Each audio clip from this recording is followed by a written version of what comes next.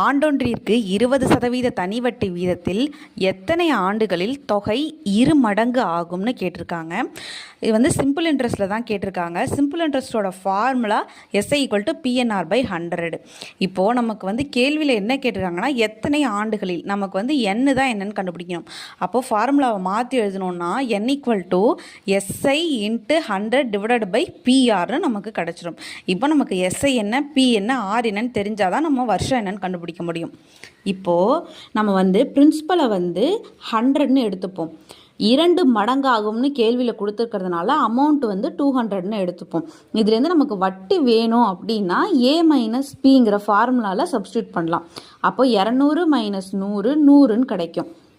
இப்போது கொண்டாந்து இந்த ஃபார்முலா சப்ஸ்டியூட் பண்ணோம் அப்படின்னா n = SIக்கு 100 இன்ட்டு ஃபார்முலாவில் இருக்கிற 100, Pக்கு 100, Rக்கு 20 கேன்சல் பண்ணி போட்டோன்னா